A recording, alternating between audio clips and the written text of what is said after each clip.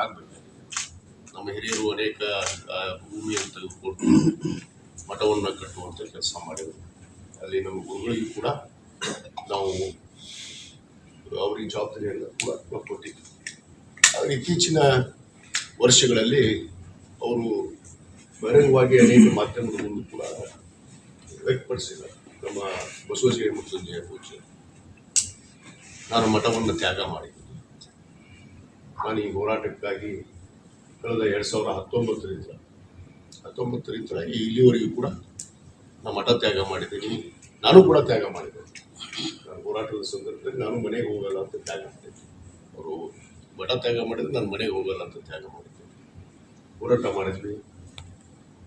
ಈ ಒಂದು ಆ ಮಠದ ಒಂದು ರಕ್ಷಣೆಗೋಸ್ಕರ ನಮ್ಮ ಎಲ್ಲ ಹಿರಿಯರೊಂದಿಗೆ ಚರ್ಚೆ ಮಾಡಿ ಅಲ್ಲಿ ಗೇಟ್ ಇರಲಿಲ್ಲ, ಬಾಗಿಲಿರಲಿಲ್ಲ, ಅಲ್ಲಿ ಅಹಿತಕರ ಚಟುವಟಿಕೆಗಳು ಪ್ರಾರಂಭ ಆಗಿತ್ತು. ಅದು ನನ್ನ ಗಮನಕ್ಕೆ ಬಂತು. ಅವಾಗ ನಾನು ಹಿರಿಯರ ಜೊತೆ ಚರ್ಚೆ ಮಾಡಿದಾಗ ಇಲ್ಲ ಅದಕ್ಕೆ ರಕ್ಷಣೆ ಮಾಡೋದಕ್ಕೆ ಅದೇನಾದರೂ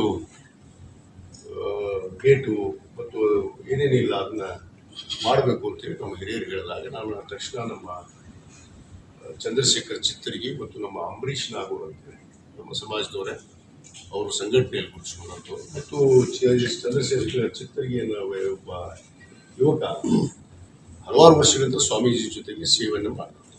ಅವರಿಗೆ ವಹಿಸಿದ್ದಾರೆ.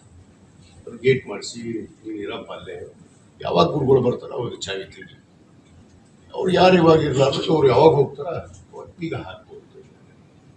ಆ ರೀತಿಯಲ್ಲಿ ನಾವು ಬೀಗ ಹಾಕಿದ್ವಿ. ಸತ್ಯ ಅದರ ರಕ್ಷಣೆಗೋಸ್ಕರ ಮಾಡಿದ್ವಿ.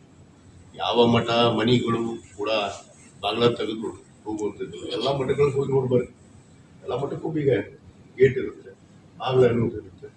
ಸ್ವತಃ ಪೂಜ್ಯರು ಒಂದು ರೂಮನ್ನು ಮಾಡ್ಕೊಂಡಿದ್ದಾರೆ ಮೇಲೆ, ಆ ಮಠದಲ್ಲಿ ಮೇಲೆ. ಆ ರೂಮಿಗೆ ಕೂಡ ಅವರೇ ಸ್ವತಃ